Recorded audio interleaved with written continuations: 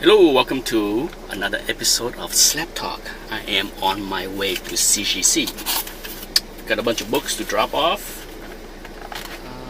Show you what they are real quick.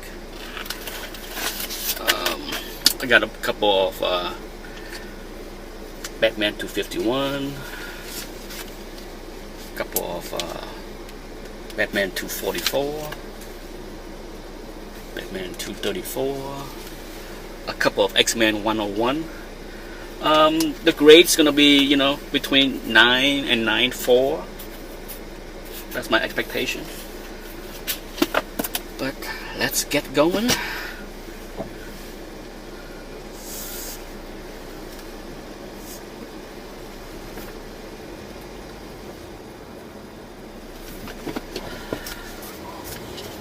Should be there in 20 minutes or so, give or take traffic. Since this is this is the earliest appointment I ever had.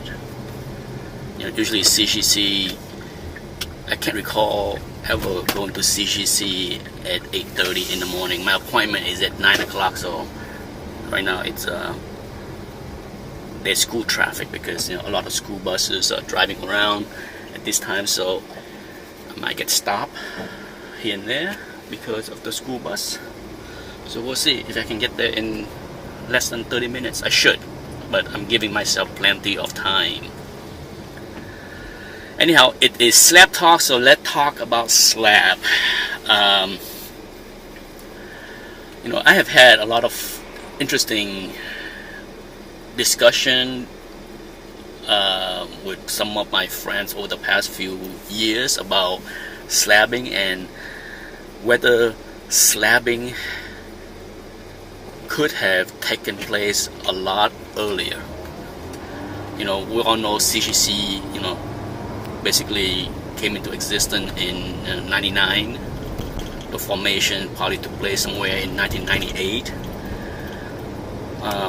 But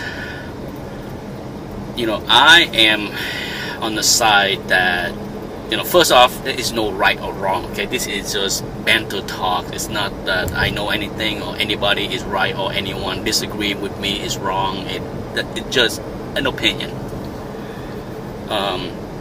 But in my opinion, I believe that if someone come up with the idea, a concept of slabbing earlier, as in the 80s, instead of the late 90s, I think it would take hold a lot earlier, because ultimately, CGC would have done the same thing that it did in the 90s to convince dealer. Any argument that would put more money into the pockets of dealer would likely win over the long run, right? Because I know this will displease, I guess that's the right word to use, some collectors that firmly believe that books are meant to be read only. There are many that believe that, and that's the way they are. Okay, I'm not gonna sit here and try to convince those to think differently. But the reality that I know is that even back in the 80s, I know people that bought books for the pure goal of profiting and investing and speculating. So, for those guys, even in the 80s, they didn't buy it to read. Okay, and if there was a way for them to protect their books and enhance the value, increase value, they would have do it. So if slabbing existed back then, I am a firm believer that they would have utilized the service.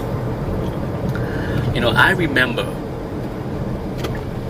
back in the early 80s when I was buying books from my LCS, and I see guys, older guys, bringing their own bags and board. Okay, back in those old days, not like today.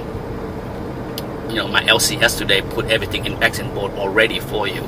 But back in those days, that's not the case. So I remember seeing guys in my LCS every week that brought their own bags and board, and they would stand there at the cash counter, paying for the books, and put the books right into the bags and board, and they would talk about these books are never going to be touched. They're going to be kept in mint condition because they're going to worth a lot of money later. So there was, you know, so I was exposed to that kind of thinking even back then. I didn't understand it. Trust me, I was a youngster and I was confused. I'm just like, it doesn't make sense. Why would you not want to open the book and look at the awesome stuff inside, right? So that was my naivete. Okay, so, you know, the reality is, you know, even back in the 70s, you know, I once met a guy that had, like, you know, he bought 10 copies of Conan 1 through 4, or maybe 5, but he had like 10 copies. That's all he had. He never collected, but he heard potentially that these things could be worth money back when those books came out. So he bought 10 copies of Conan 1 and 2 and 3 and 4, and then he sat on them until about 10 years ago.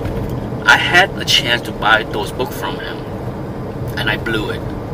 They were incredible. There was another person beat me to it, and there was a bunch of 9.8s, 9.6, 9.4. I mean, the asking price was reasonable. I mean, I'm sure whoever it is that bought it double or triple their money after they slapped those books. But, you know, ultimately, that's, you know, the fun debate is that, you know, I am, like I said, in the camp that believe that the market would have taken hold earlier if whoever it is that come up with the concept of slabbing came up with that a decade earlier or even earlier.